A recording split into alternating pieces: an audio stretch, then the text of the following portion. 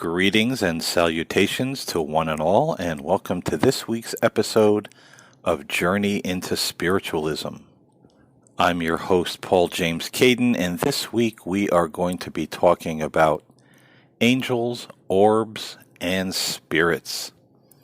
I recently posted a video on my video platforms where I post the podcast, which shows I was playing around with this new app, taking a video in my room at night, and I was just doing like a 5-minute spirit session, asking if there were any spirits that could pass in front of the camera.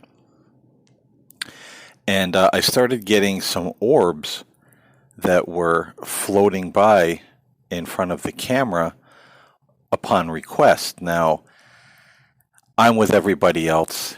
I sometimes think orbs can be questionable, as well as a lot of things in the paranormal research field. I'm very much a believing skeptic at heart, but when you request such a thing to happen and it happens several times in a row, that makes me think. Was this a dust particle? Was this something else? Or was this really a spiritual presence going by the camera?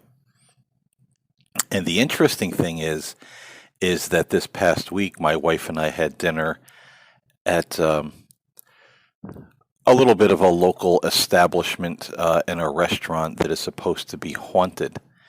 And I went into the bathroom after dinner and I tried to record an EVP, which nothing showed up, but I turned out the light in the bathroom, I turned on the camera, turned on the light, and at one point I asked if any spirits could make themselves known by passing in front of the camera, maybe a light or an orb, and one did pass by as soon as I got the request out of my mouth. So I'll be putting that video up soon, and everyone can judge for themselves whether they think this is a spirit presence or something else. But I really checked the bathroom. I was looking for bugs, gnats. I couldn't really find anything. I stood in there for a while before I turned the camera on to cut down on any dust particles that might be floating around. And I didn't see any dust particles. I was looking at the camera,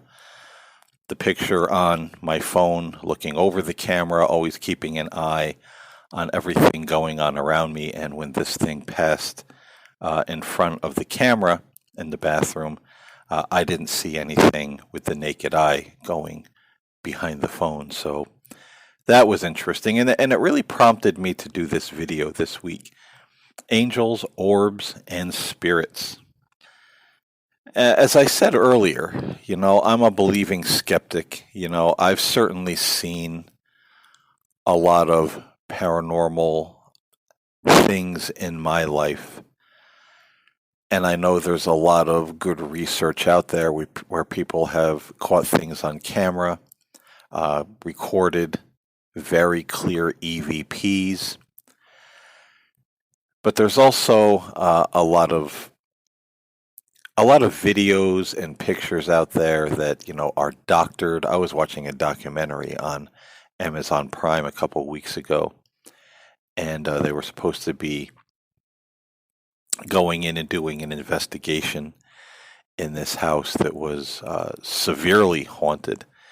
And, they were saying, oh, we caught this, this entity on camera, coming out of the doorway or peeking around, the doorway or through the window. And it was very, very obviously, some kind of animation. I forget what they call it when they use it in the movies rather than real explosions and, ghosts or monsters. If it's a horror movie, they do this computer animation and it looks rather cheesy and sometimes doesn't move very naturally, and that's the way a lot of these ghosts and entities looked in this documentary. And that kind of thing is disappointing, and it discredits the work of a lot of serious paranormal investigators out there, and also discredits the work of a lot of spiritualists who have seen things, who have made connections with angels and spirits and caught evidence on their own, whether it be an EVP or something on camera or some other piece of ghost hunting equipment. Spiritualism really is, and I think I explained this before, they say it's a religion, it's a philosophy, and it is a science.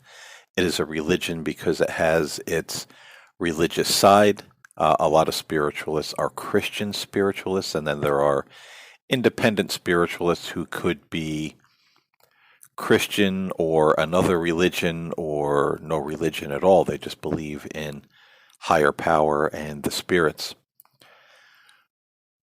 But there's also the philosophical and the scientific side, and spiritualists, pretty much all of them, or a lot of them, are paranormal investigators. They're always looking for that proof of life after death. Many spiritualists say they want to believe based on evidence, not just faith alone. And I can agree with that. I've always been that way in my life. I've done a lot of research into a lot of things. I want as many facts as I can get, even though I know that a finite human being or human beings on this planet are never going to fully prove the existence of God or what is the afterlife. But I think we can catch glimpses of it. So that's why I bring this kind of work on to my channel and talk about these kind of things, because investigating the paranormal is very much part of the science of spiritualism. And I'm no means a big professional ghost hunter. I have some equipment. I go out when I can. I want to start going out more. I'm not a very hot weather person. So when it's really hot and humid and buggy outside in the summertime, I'm not so much of a, going out into graveyards or abandoned parking lots or whatever the case may be. I'd rather do it when it's a little bit cooler and less buggy outside. But I'm trying to, do what I can, hence going to the haunted restaurant, eating, going into the bathroom, having a little excursion. That was done on purpose, I might add. I had that particular point in mind to go there and take a video and see if I could pick anything up. And lo and behold, picked up on this orb. So again, I'm myself am a bit of a believing skeptic, because there's so much bad evidence out there, and people who say everything is an orb, and they take very amorphous photos of, fog or distortions in the camera and say, oh, look at the face, look at the very clear face of a woman or a man. And he's wearing a top hat and carrying a cane, and no matter how hard you look, you can't see what they're describing in the photo. And I remember where I used to live, there was, it was in Ulster County, New York, and there was a cemetery called Benton Bar Cemetery. And it was said to be, haunted, and a lot of, paranormal investigation teams went there. And there was one local team that went there, and they had, photo after photo, and they were a local, investigation team. They had a website, a Facebook page, a lot of followers, and they had gone to Benton Bar Cemetery, and they had photo after photo and camera shot after camera shot of, honestly, nothing that I could see saying, look at the face, look at the very distinct entity standing there. And to me, if you have to strain that hard to imagine the shape being there, then obviously it's not there. To me, that's not good evidence. And it could be our own imagination or our own hopes running away with us. So I don't take that as good evidence at all. But when it comes to, spirits, specters, angels, and orbs, I certainly do believe that these things are out there. And I think orbs can be angels, and I think they can also be spirits of people who have passed. And I know from some experience, and I wish I had a camera or some kind of equipment back in the day to record some of this stuff, or at least try to. But many of you will remember that I talked about in podcasts past that I had this angelic experience when I was 12 years old. This was back in the November of 1979. This angelic being came to me.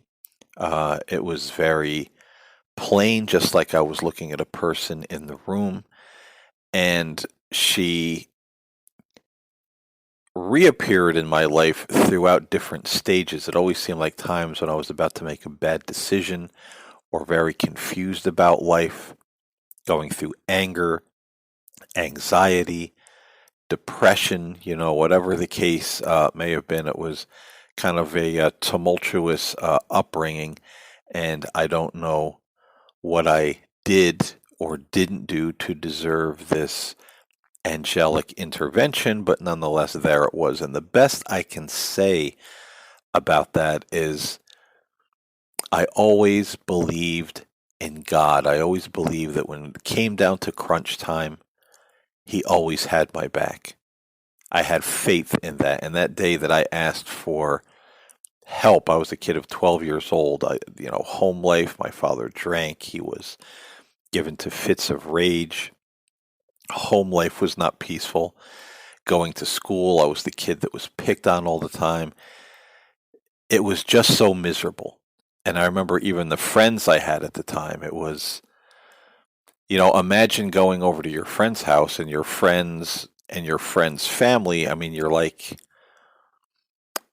in the fifth, sixth grade, and, they're calling you things that people would not call, or words they would not use, derogatory statements toward people today, saying, oh, you and your brother are faggots, wimps, and retards. So it was just a real toxic environment. And I remember thinking to myself a lot, and I'm just giving all of you a little background who may have not heard this story before. This was November 15th, 1979. I remember coming home from school. I had a terrible day at school. I was miserable. There were times I just sat in my room listening to music, thinking to myself, if this is the way we all treat one another in this world, there's no hope for any of us. If this is how family acts, if this is how friends act, if this is how teachers act, if this is how we treat one another at school, we're all just doomed. There's no hope if we don't care about one another. And I remember asking God on that day, saying, God, you have to show me that there's hope. I don't see any love around me. I don't see people being nice to one another. I feel like I'm trapped in this ugly, mean, abusive world. And again, that's when the angel appeared in answer to a prayer. And at that time, I can remember I really did feel and believe that God was going to answer that prayer when I called out for help. And He did, in a way that I never would have imagined. And this angel, as I said, came to me in different stages in my life. And in the year 2003, I went on a quest. I wasn't going through a crisis, but I went on a quest because I always thought about this experience during, when it would be like October, November, December. I'd always think about it and say, geez, was I hallucinating something? Do I have like a mental illness that I'm unaware of and undiagnosed? I mean, did I make all of this up? What is this being? I didn't know whether it was an angel, an alien, or, something else. And I went on a quest to find out because I could feel this being's presence around me many times in my life. And lo and behold, through my quest, I won't get into everything that I did to try to find the answers, but the angel ended up appearing to me again in 2003, and a lot was explained to me at that time: who she was, why she was there. And I asked for proof at that time, proof that I'm not hallucinating all this. I'm just not making this up, or, whatever's happening. And I was told just to have faith. And it wasn't long after that, and this is where we get into orbs, angels, and spirits. My long-winded, roundabout way of getting to the point. What started happening at that time is that I would be hanging out with family members, friends, just nothing special. Talking to my mother, in the dining room one day, and suddenly something touches her hair, and we hear heavenly music like a choir of angels just singing all through the house. It was everywhere, but it was nowhere. It was out of thin air. This happened with other people. I was driving in a car with a friend one day, and we heard heavenly music, and he smelled something that smelled like flowers in the car, and he's looking around going, "What the hell is that?" And one of the things people saw around me were orbs. Not little tiny ones. I'm talking very big orbs that would just appear out of nowhere, come across the room, stop right next to me, and then blink out. And I would see it, and I would see the other person just looking inquisitively at me like, what the heck? And I never said anything to try to lead people into anything. I would just say, "Did you see that?" And they would say, "Yeah." And I was like, "Could you tell me what you just saw?" And they would say, "It was this big glowing ball of light that just appeared, by the TV or across the room, and it just floated across the room right next to your head and just blinked out." And this happened time and time again with the glowing orbs and the angel encounter. So, yes, I do believe that orbs are a real thing and that sometimes they can be angels. However, I will say this.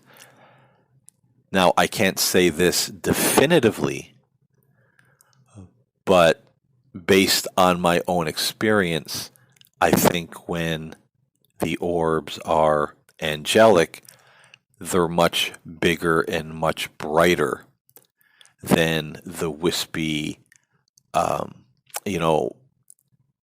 kind of transparent almost orbs that we see when it comes to the spirits of human beings. Angel orbs seem to be, if I could explain it, it seems like it's very white, or almost like a silver white, and it's very shimmering. And the ones that I saw had to be a couple of inches in diameter. They were quite sizable, some of them, that would just appear and float across the room, and other people would see them. At one point, it wasn't even an orb. I was actually sitting in my living room with a friend, and this long rectangular glowing thing just appeared over by the bookshelf and floated across the room right next to me, and then blinked out. And there was this person looking, kind of surprised, and I said, "Did you just see something?" And he was like, "Yeah." I was like, "What was it?" And it was a long glowing rectangle just appeared over by the bookshelf, floated slowly across the room right next to you, and then it just blinked out. So things like that happened quite a bit in 2003, and those were certainly evidences, or the evidence that I asked for, that other people might see or hear part of this experience that I just wasn't hallucinating it, and I was told to have faith. And boy, that faith paid off because, man, a lot of people seen a lot of things and heard a lot of things back in that particular time. So that's really the thing that for me was the clincher that says, yeah, this whole thing about orbs and angel orbs and spirit orbs, there's something to it because I saw so many of them that year and other people saw so many of them around me. It was undeniable. I'd also, caught things in photographs, orbs, old video cameras, orbs that went by that were, kind of amorphous or transparent. Maybe they would stop and then start moving again. And I look at those, to me, those are the spirits of the deceased, whether they're family members or whoever, the spirit might be that's passing by. So orbs are definitely a real thing. I think they can be angelic. I think they can be disembodied souls or spirits of people. I don't think they are, as some people would say, or worry again, oh, they're evil spirits or they're something else. I've encountered a few nasty spirits in my day, and this is going back even when I was in my teens and 20s, and never was it accompanied by any kind of orbs or floating lights or anything of that nature. The manifestation of that kind of presence was usually very different. But anytime someone was in a haunted location or if a loved one passed away, now I heard a lot of stories of people who had a loved one in the hospital and they were very sick and they had this feeling that they were going to die, right before they passed away. And I've heard many people say, and I knew the hour, the very minute that they passed away, because something woke me up or I woke up and I went to the bathroom and, I looked around the room and I saw this ball of light just hovering at the foot of the bed or passing by the foot of the bed. And I knew it was, grandma or my mother or whoever. And it was 10 minutes later, the phone rang and they told me that, so-and-so had passed away. So with so many stories like that, with loved ones passing away and people seeing the orbs of light right before they get the call that their loved one had gone into the next dimension of life, to me, again, that really kind of firms up the idea that these orbs are real, that they're out there, and sometimes I think we do catch them on camera, and I would just tell people, when you see the bad evidence, the stuff that's made up, the CGI specters, like in the documentary I was watching, the local paranormal investigation team where I used to live posting all these amorphous photos on their website saying, look at the face, look at the man, look at the woman. And it looked nothing more to me like, have you ever taken a picture at night? And I don't know if it's because of the flash or just the way that the camera picks up its surroundings. There's kind of blocks of darkness that's darker than the night. But it's almost like a pixel effect that the camera might have, or a blur or a smudge, because the camera's trying to focus on, the blackness of night, but it's not really picking anything up, so it's kind of almost like an ink blot. And that's what a lot of those pictures were. And when you see that kind of thing, you can't let it kind of destroy your faith or make you think, this is all a bunch of crap. There's nothing out there, because there is some good evidence. And sometimes, like myself and others, we're just blessed to have these experiences where we know that we know there's more than this life. There's something out there. There's someone watching over us. Someone has our back. We are all well taken care of and guided in this life if we would only know that and tap into that. And tapping into it, well, that's certainly a story for another day. I consider myself a spiritualist because that's the closest thing that kind of comes to my belief system. But I would never pass myself off as like a master medium, or, that I talk to the dead. I've taken mediumship classes. I sometimes practice, different techniques, and sometimes some very interesting things will come through. But for the most part, for me, it seems my gift, my calling, my thing is really kind of meditating and drawing information from the angels or my guardian angels. And sometimes through that, I will get information about people who have passed away. So tuning in, that is important. And I probably, like I heard one person say that, she spends more time talking to the dead than she does the living. And I could kind of agree with that. Many times I spend more time talking to the spirits and the angels than I do around people. As crazy as the world is these days, that's a pretty sane and safe place to be. But it's also, give and take, because I come out of those experiences with some kind of light that I take to others in one way or another to help someone else out somewhere along the line. So it's never a wasted, solitary, selfish exercise. But I would encourage everyone out there, even if all you can really do is go to the Google Play Store and look for GhostTube, I think it's called.